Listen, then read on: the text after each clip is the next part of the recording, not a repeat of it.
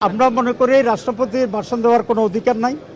স্বৈরাচারের দোসর বিএনপি কেন যে তাকে দিয়ে সব ভাষণ দেওয়াচ্ছে এটা আমাদের কাছে পরিষ্কার নয়। স্পিকারের বিষয়ে আমরা একটা সিদ্ধান্তে পৌঁছেছি নিঃসন্দেহে, তবে এটা যখন প্রস্তাব আসবে তখন এটা আমরা জানাবো।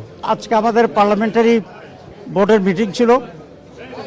মিটিংয়ে সভাপতিত্ব করছেন আমিরে জামাত এবং সংসদের বিরোধী দলীয় নেতা ডাক্তার শফিকুর রহমান।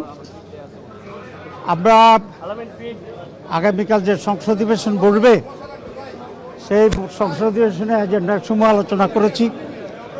আমাদের এমপিদের ভূমিকা কী হওয়া উচিত সে ব্যাপারে কিছুটা দিক নির্দেশনা দেওয়া হয়েছে। যেহেতু অধিকাংশই সংসদ সদস্য নতুন, সে কারণে সংসদের ফর্মালিটিস, তারপরে ক্রাইটেরিয়া, ক্যারেক্টার, ভাষা, এসব বিষয়ে আমরা কিছুটা তাদেরকে ব্রিফিং দিয়েছি করার জন্য।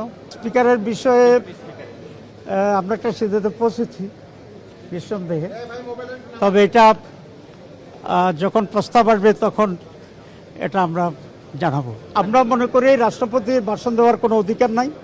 স্বৈরাচারের দোসর বিএনপি কেন যে তাকে দিয়ে সব ভাষণ দেওয়াচ্ছে এটা আমাদের কাছে পরিষ্কার নয়। তো এই বিষয়ে আমরা কিছু সিদ্ধান্ত নিয়েছি, সেটা আপনারা